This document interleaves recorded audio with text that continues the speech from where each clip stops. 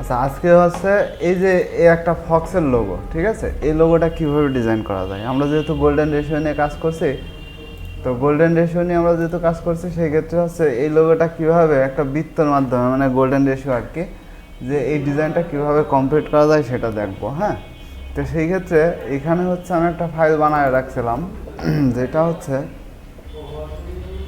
তো এই ক্ষেত্রে হচ্ছে আমরা কিছু টুলস নিয়ে আজকে কথা বলবো, যে কিছু কিছু টুলস যেগুলো আছে এগুলো নিয়ে আমরা হচ্ছে ক্লিয়ার হব। আর গত যে টুলসগুলো নিয়ে আমরা কথা বলছিলাম এগুলো তো সব কমপ্লিট। এখানে দেখো যে আমি কিছু কালার বানায় রাখছি, তাই না? কালার হচ্ছে যে যে কালারটা আমরা ইউজ করব সেটা প্রথমে কি, এইখানে আমি আজকে কালার নিয়ে খুব বেশি কথা বলবো না, তবে দু একটা জিনিস আমি হচ্ছে একটু বুঝাই দিই। যে কালারটা আগে হচ্ছে তোমাকে মানে মাইন্ডে আনতে হবে যে কোন কালার দিলে কেমন হয়, কোন কালারের কোয়ালিটিটা কেমন হবে, তারপরে কোন কালার দিলে ফুটবে ভালো। হ্যাঁ, এই কালারগুলো আগে হচ্ছে ঠিক করতে হবে। তাহলে আমরা হচ্ছে যে যেটা করব সেটা হলো যে প্রথমে নিউ ডকুমেন্ট আমরা হচ্ছে নিয়ে নিই এখানে। হ্যাঁ, যেটা আছে এটাই নিই, এইরকমভাবেই নিই। তো জাস্ট এইভাবে নেওয়ার পরে এইখানে দেখো আমাদের কিছু টুলস নিয়ে আজকে কথা বলি, তারপরে এই ডিজাইনটা আমরা হচ্ছে একটু কমপ্লিট করব। হ্যাঁ, দেখো আমাদের হচ্ছে শেষ হয়েছিল কোন জায়গায়, রোটেট টুলস, তারপরে স্কেল টুলস কিন্তু কমপ্লিট হয়েছিল, তাই না? স্কেল টুলস কমপ্লিট হয়েছিল। আচ্ছা, এর নিচে আমাদের টুলস বাকি ছিল কি, যে ব্রাশ টুলস, তাই না? ব্রাশ টুলসটা হচ্ছে বাকি ছিল। আচ্ছা, ব্রাশ টুলসটা আমাদের বাগে থাক, ব্রাশ টুল নিয়ে আমরা হচ্ছে পরবর্তী একটা দিন হচ্ছে ক্লিয়ারলি কাজ করব। তো সেই ক্ষেত্রে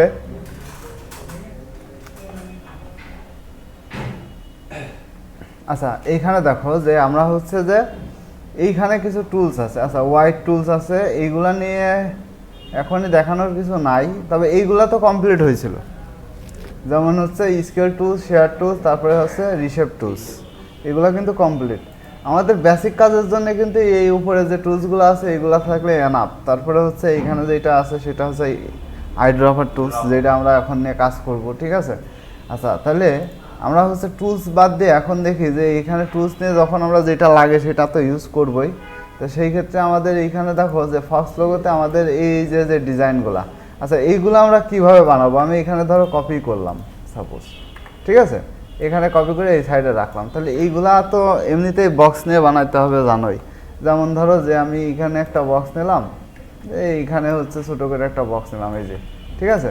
এটা হচ্ছে আমাদের এই ডিজাইনটাতে কয়টা কালার ইউজ করতে হবে সেটার একটা ধারণা নিতে হবে, যে আমাদের কালার হবে কয়টা, যে 4টা কালার হবে, তাই না? সেই ক্ষেত্রে আমরা এইখানে যে প্রথমে হচ্ছে ধরো এই যে প্রথম যে কালারটা, যে এটা ইউজ করছিলাম না, এটার সাথে এই কালার ম্যাচিং করে দিলাম, ঠিক আছে? এই যে এখানে যে কালারটা আছে এই কালারটা ম্যাচিং করে দিলাম, ঠিক আছে? তাহলে এখন দেখো যে আমাদের কালার ওয়াইজ কিন্তু এইভাবে কিন্তু কালারটা আমরা নিয়ে নিছি, ঠিক আছে? তো কালার নেওয়ার পরে এবার ডিজাইনটা আমাদের কেমন হবে, এইরকম একটা ডিজাইন হবে, ঠিক আছে? যেহেতু এটা হচ্ছে ফক্সের একটা লোগো, তাই আমরা এই লোগোটাতে আমরা হচ্ছে জাস্ট, আমরা যদি এখন পেন টুলস দিয়ে আঁকতে যাই তাহলে তো একদম সেম অ্যাকুরেট মাপে হবে না, তাই না? তাহলে আমরা অ্যাকুরেট মাপে কীভাবে ডিজাইনটা কমপ্লিট করবো সেটা আগে দেখবো। দেখো যে প্রত্যেকটা শেপ একদম পারফেক্ট মাপে আছে, তাই না? যেমন হচ্ছে এই যে এখানে আমি একটু জুম করে দেখাই, যে আইগুলা দেখো যে এই পাশে যেই রকম আছে এই পাশেও সেই রকম, এই যে নোজটা যেই রকম আছে এইভাবে, তারপরে গোল বৃত্তর মাঝখানে এই পাশের যে শেপটা, এই কানের যে সাইজ, এই কানের সাইজটাও একরকম আছে, একই সাইজ আছে।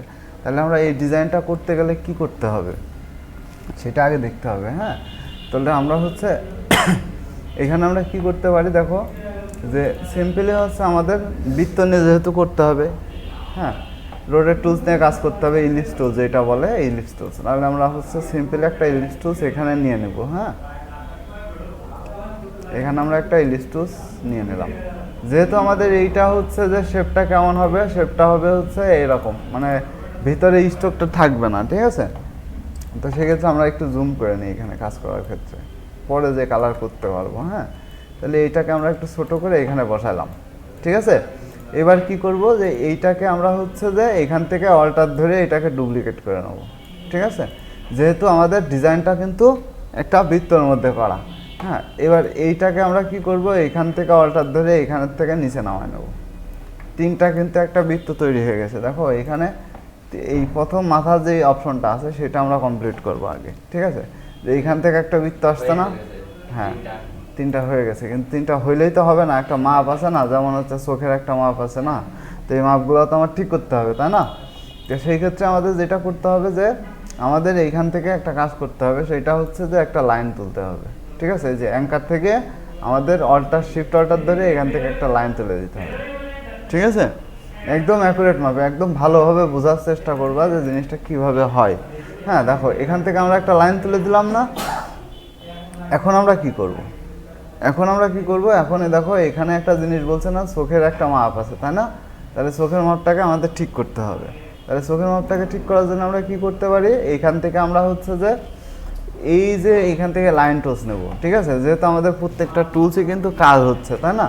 তাহলে আমরা হচ্ছে লাইন টুলস নিয়ে এখান থেকে কি করব, এই যে অ্যাঙ্কার, তাই না? এই অ্যাঙ্কার থেকে আমাদের হচ্ছে এই ইন্টারসেক্টে অ্যাড করে দিতে হবে, যেহেতু আমাদের মাঝখানে ইন্টারসেক্টে আসে, তাই না?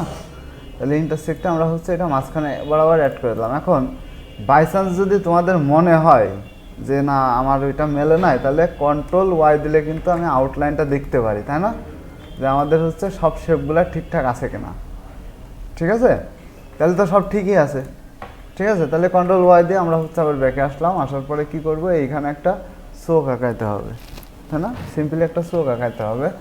তাহলে আমরা হচ্ছে এই যে এইটা আমাদের জাস্ট আমরা হচ্ছে এই দাগটা নেওয়ার কারণে ওইটা। ঠিক আছে, তাহলে আমরা কি করব, এইখান থেকে একটা সিম্পলি ইলিপস টুলস নিয়ে এই যে এইখানে, ঠিক আছে, এই যে এখানে ইন্টারসেক্ট আছে, ইন্টারসেক্টের মাঝখানে ধরে এখানে একটা সুন্দর করে একটা বক্স তৈরি দিলাম।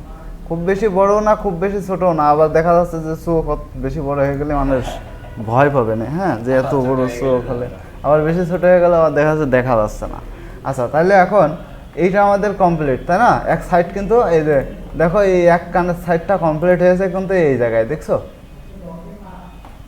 এই পাশেরটা তো কমপ্লিট করতে হবে। এক কানের সাইডটা আমরা পাইছি না? এখন আমরা কি করব, এইটাকে সিলেক্ট করব। সিলেক্ট করে শিফট ধরে শুধু এইটাকে আনসিলেক্ট করে দেবো। তার মানে কি, শুধু এইগুলাকে সিলেক্ট করতে হবে, তাই না? একটা করে তো আমরা সিলেক্ট করতে পারতাম না, এইভাবে সিলেক্ট করলে তো এটা সিলেক্ট হয়ে যাচ্ছে। তাহলে শিফট ধরে এটাকে আনসিলেক্ট করে দিলে এটা সিলেক্ট হবে। এটাকে কি করব, অল্টার ধরে আমরা হচ্ছে যে এইখান থেকে আমরা এই যে ডুপ্লিকেট করে নেবো। ঠিক আছে, এখান থেকে ডুপ্লিকেট একদম সেমভাবে ডুপ্লিকেট করতে হবে কিন্তু, যাতে এলোমেলো না হয়। ঠিক আছে, করলাম না? করার পরে এবার হচ্ছে ডান বাটন ক্লিক করে ট্রান্সফর্মে যে রিফ্লেক্ট করে দেবো। রিফ্লেক্ট করে দিয়ে এখান থেকে ওকে করে দেবো, কপি কিন্তু করবো না। তাহলে দেখো দুইটা চোখ আসছে, এখন দুইটা চোখ আসছে, দুইটা কানও পেয়ে গেলাম, তাই না? দেখো তো শেপ কিছুটা আসতেছে না? এই যে এখান থেকে একটা শেপ আসতেছে, এখান থেকে একটা শেপ আসতেছে, এখানে একটা শেপ আসতেছে, তাই না? শেপগুলো কিন্তু আমরা পেয়ে যাচ্ছে। তাহলে এখন আমাদের কিছু কাজ করতে হবে, সেটাকে যে শুধু এটা নিলেই তো হচ্ছে না, এখানে আমাদের আর একটা শেপ আছে, তাই না? যে এখান থেকে, ঠিক আছে, তাহলে এইটাকেও আমার কমপ্লিট করতে হবে। তাহলে আমাদের এইটা কমপ্লিট করতে কি করতে হবে, যে এইখানে একটা নোজ আছে, নাক আছে, তাই না? তাহলে নাকটাকে আমার নিতে হবে। তাহলে আমি এইটাকে ডুপ্লিকেট করে নিয়ে নিই। হ্যাঁ, এইটাকে ডুপ্লিকেট করে আমি এখানে নিয়ে নিলাম, একদম মাঝখানে বসাই দিলাম ইন্টারসেক্ট। নাকটা একটু বড় হয়, তাই না? যে কোনো জায়গা থেকে নিলেই হবে। ঠিক আছে, আমি এখানে আসে যেহেতু কপি করে নিলাম। ঠিক আছে, এখান থেকে তুমি টেনে নিয়ে নিতে পারো। এখন সিম্পলি দেখো আমরা হচ্ছে যেটা করব সেটা হচ্ছে যে এইখানে আমাদের নিচে থেকে একটা শেপ আসতেছে, এইখান থেকে একটা শেপ আসতেছে, তাই না? তাহলে এই শেপটাকে আমার ডিজাইন করতে হবে। তাহলে এই যে সিম্পলি যে আমি যেটা করলাম এই পর্যন্ত তো বুঝতে পারছো যেটা করছি। এখন এই যে লাইন টুলস নিয়ে এখান থেকে একটা দাগ টেনে নেবো সোজা, এরকম তো একটা দাগ আছে। ঠিক আছে, এখানে দেখো যে আমাদের এরকম একটা সোজা দাগ আছে না, এই যে সোজা দাগ নিয়ে নিলাম। এখন আমরা হচ্ছে এখান থেকে আবার শিফট ধরে একটু দাগ টেনে তুলে নিই।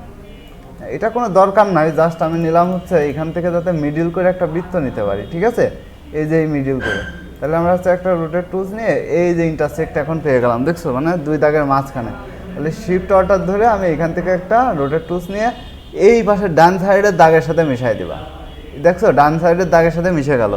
বাম পাশে কী হচ্ছে আমার দেখার দরকার নেই, আমার দরকার আছে ডান সাইডের দাগের সাথে মিশছে কিনা। ঠিক আছে, তাহলে ডান সাইডের দাগের সাথে কিন্তু আমি মিশাই দিছি। এখন মিশাই দিয়ে না আমি হচ্ছে এই যে এইটা দিয়ে ক্লিয়ার করে এখন কি করব, এখন টোটালটাকে আমরা সিলেক্ট করব। ঠিক আছে, এখন টোটালটাকে সিলেক্ট করে আমরা একটু জুম আউট করে দেখো এই যে এইটাকে আমরা কি করছি, এইটা আমরা হচ্ছে এখন কাটবো, তাই না? আচ্ছা আমি হচ্ছে যে কোনো একটা কালার নিয়ে কাটি। আচ্ছা এটা একটু বড় করে নিই যেহেতু এখানে। আচ্ছা এখন দেখো, এখন আমাদের প্রথমে যেটা আসতেছে সেটা হচ্ছে 2 কান আসতেছে, তাই না? তাহলে আমরা হচ্ছে শেপ বিল্ডার নিয়ে এইখান থেকে কি করব, যে আমাদের 2 কানটাকে আগে ঠিক করতে হবে, তাই না?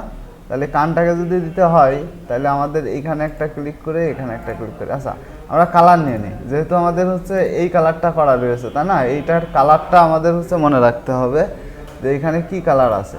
তাহলে এই যে এখানে কি কালার আছে, দেখো এইখানে কালার আছে যে এইটা লাস্টেরটা, তাই না?